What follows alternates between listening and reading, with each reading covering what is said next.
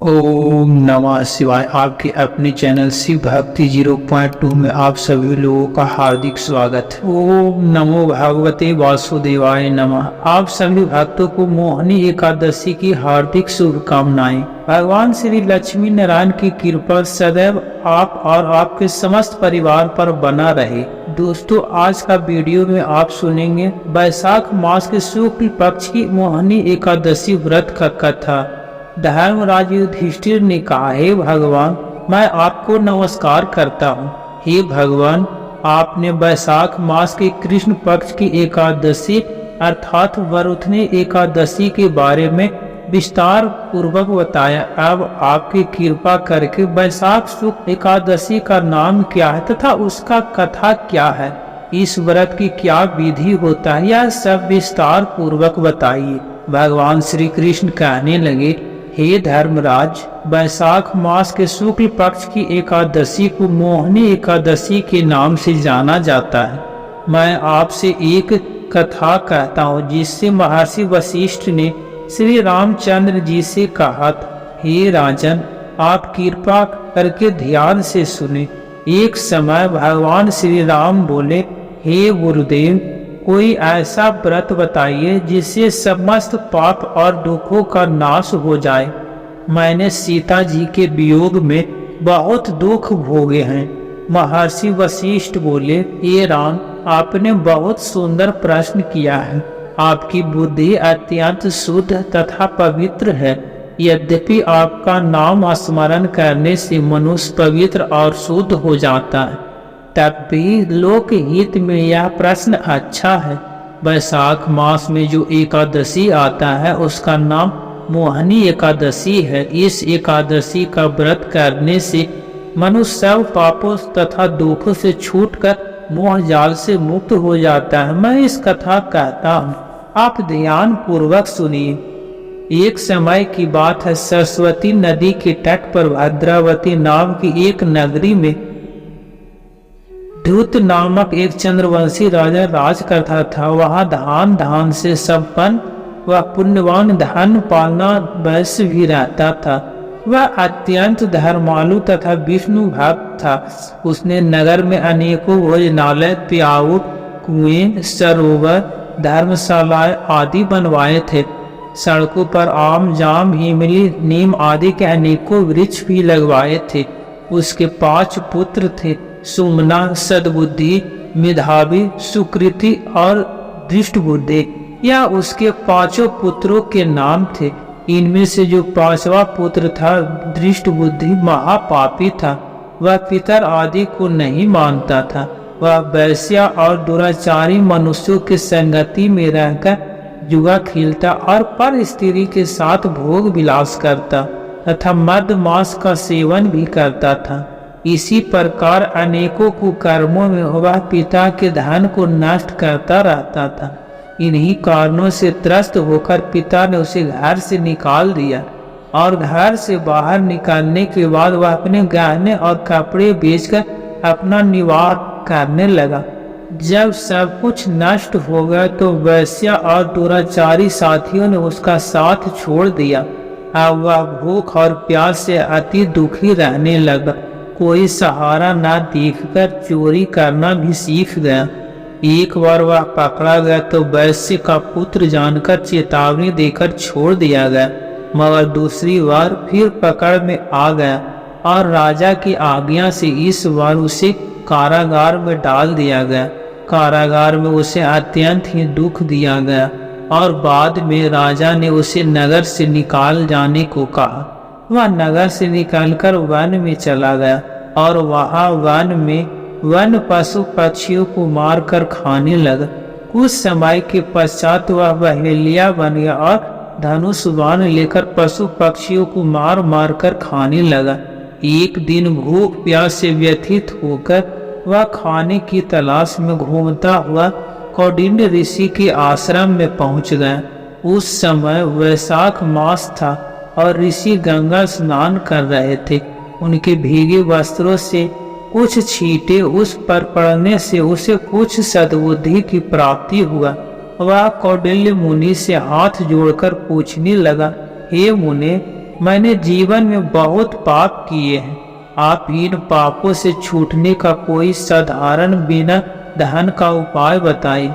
उसके दीन वचन सुनकर मुनि ने प्रसन्न होकर कहा, तुम वैशाख मास के शुक्ल पक्ष की मोहनी एकादशी का व्रत करो। इससे अनेकों जन्मों के किए हुए मेरु पर्वत जैसे समस्त महापाप भी नष्ट हो जाते हैं। मुनि के वचन सुनकर वह अत्यंत प्रसन्न हुआ और उसके द्वारा बताए गए विधि के अनुसार व्रत किया। हे राम, इस व्रत के प्रभाव से उसके सब पाप नष्ट हो गए और अंत में वह गरुड़ पर बैठकर विष्णु लोक को गया। इस व्रत को धारण करने से मोह आदि सब नष्ट हो जाते हैं। संसार में इस व्रत से श्रेष्ठ कोई व्रत नहीं है। इसके महत्व को पढ़ने अथवा सुनने मात्र से भी 1000 गौ दान करने का फल प्राप्त होता है। अब आप सुनेंगे एकादशी माता की कथा। एकादशी का व्रत एकादशी माता कथा सुने बिना अधूरा माना जाता है, इसलिए पूरे श्रद्धा भाव से एकादशी माता का भी कथा जरूर सुनना चाहिए। एकादशी माता के कथा के अनुसार मूढ़ नाम का एक दैत्य था। रावण और कंस की तरह बड़ा ही आतंक मचाता था और स्वर्ग में देवों सहित सभी को पीड़ा देता था। सब लोग उससे रक्षा मांगकर श्रीमन नारायण के शरण में गए। भगवान ने कहा, मैं उसे संभालता हूँ, तुम चिंता मत करो। सभी देवताओं को आश्वासन देकर भगवान मोर के साथ युद्ध करने लगे, लेकिन अपनी सारी शारीरिक शक्ति लगाकर भी भगवान विष्णु कुछ नहीं कर सके। भगवान को युद्ध में मैदान से पलायन करना पड़ा। तब वह हिमालय की एक गुफा में जाकर छुप गए। मोर भी उनका पीछा करते हुए वहां पहुंच गया। भगवान ने ध्यान करना शुरू किया और उनके मन से एक शक्ति उत्पन्न हुआ, उनकी मानसिक शक्ति, और इस शक्ति ने बाहर आकर मोर को अपनी तलवार से मार डाला। हम जानते हैं कि शरीर में 10 इंद्रियां हैं, 5 ज्ञान इंद्रियां और 5 कर्म इंद्रियां। 11वीं इंद्रिया है मन। संस्कृत में एकादशी का अर्थ है 11। चूंकि यह देवी उनके मन अर्थात भगवान की 11वीं इंद्री से निकला था, इसलिए भगवान ने उसे एकादशी के नाम से पुकारा। एकादशी माता की उत्पत्ति का दिन उनके नाम से ही जाना जाने लगा।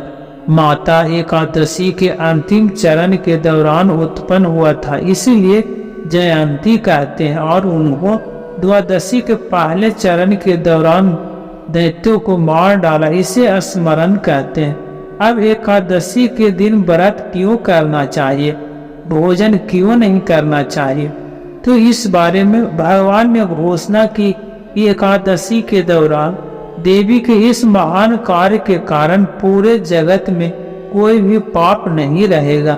लेकिन पाप तो पहले से ही है। जब उसने यह सुना तो पाप पुरुष आश्रय की तलाश में इधर उधर भागने लगा। एकादशी के दौरान वह कहाँ रहेगा? वह जहाँ भी गया सभी ने उसे आश्रय देने से इनकार कर दिया। तब अंत में भोजन अर्थात अन्न एकादशी के दौरान उसे आश्रय देने के लिए सहमत हो गया। इसके बारे में एक श्लोक है, यानी कानी चपानी ब्रह्म हत्या कानी च अन्न मांस सर्वाणी त्रिशरथने हरे वासने अघम स केवलम भक्ति योग भक्ति हरिवासे। तो एकादशी के दौरान सभी पाप भोजन में ही आश्रय लेते हैं, और जो कोई मनुष्य इस दौरान यानी एकादशी के दौरान भोजन करता है, यह पाप उस व्यक्ति में प्रवेश करेंगे और रोग समस्या हानि परेशानी इत्यादि बन जाएंगे। इसलिए एकादशी के दिन व्रत धारण करना चाहिए। भगवान विष्णु ने कहा, जो भी मनुष्य एकादशी के दिन व्रत धारण करेगा उसके समस्त पाप नष्ट हो जाएंगे और उसे अंत में विष्णु लोक की भी प्राप्ति होगा। एकादशी को विष्णु भगवान की कन्या भी कहा जाता है, क्योंकि वह भगवान की मानस पुत्री है। उनकी मूर्ति पूरी जगन्नाथ मंदिर और द्वारका धाम में भी है। भगवान के धर्म की रक्षा के लिए जितने भी अवतार हैं वह सभी एकादशी के दिन ही हुए हैं, इसीलिए इतना पवित्र दिन है। एकादशी व्रत का प्रभाव बताते हुए भगवान श्री कृष्ण ने धर्मराज युधिष्ठिर से कहा, गौलभ मुनि का भद्रशील नाम का एक पुत्र था। भद्रशील ने छोटी उम्र से ही एकादशी व्रत का पालन करना शुरू कर दिया। मुनि ने उसे ऐसा करने के लिए कभी नहीं कहा था। एक बार मुनि ने भद्रशील से पूछा, उन्हें इस व्रत को करने को किसने कहा है? भद्रशील ने कहा, मैं तो कई जन्मों से एकादशी का व्रत करता आ रहा हूँ। आमतौर पर किसी को भी अपना पिछला जन्म याद नहीं रहता। जब तक आप माँ के गर्भ में होंगे तब तक आपको पिछले जन्मों की याद रहेगा, लेकिन जन्म से ठीक पहले यह स्मृति मिट जाता है। लेकिन भद्रशील को पिछले जन्म की याद उस समय भी था। यह एकादशी व्रत की शक्ति था जिसका वे पालन करते थे। वे एक पूर्व जन्म में धर्मकीर्ति नामक राजा थे।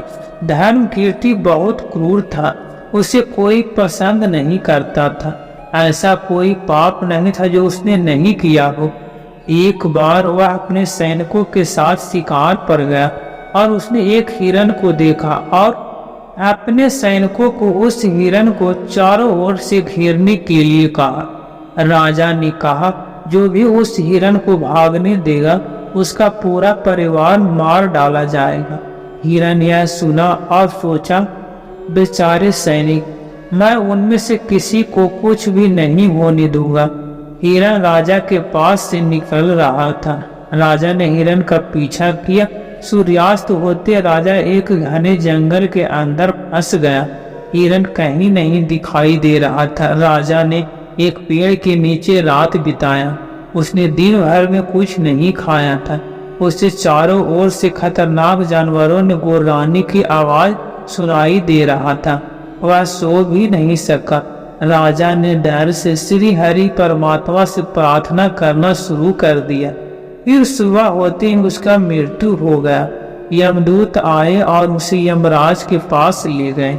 यमराज ने पूछा, तुम लोग इन्हें क्यों लाए हो? इनका स्थान तो वैकुंठ में भगवान महाविष्णु के बगल में है। यमदूतों ने यमराज से कहा, लेकिन राजन, यह तो महापापी है। यमराज बोला, नहीं, वह सब चला गया है। अब यह बिल्कुल पवित्र है। जिस दिन इसके मृत्यु हुआ वह एकादशी था। उन्होंने दिन भर उपवास किया और रात में जागते हुए श्री हरि का स्मरण किया। उनके सारे पाप दूर हो गए, या पवित्र हो गए। तब यमराज ने स्वयं एक स्वर्ण रथ बुलवाया और राजा को वैकुंठ भेज दिया। इसके बाद जब लोगों को इस बारे में पृथ्वी पर पता चला तो वह सभी एकादशी का पालन करने के लिए और अत्यधिक उत्साहित हो गए। तो प्रेम से बोलिए, एकादशी माता की जय। मोहिनी एकादशी कथा व्रत संपन्न हुआ।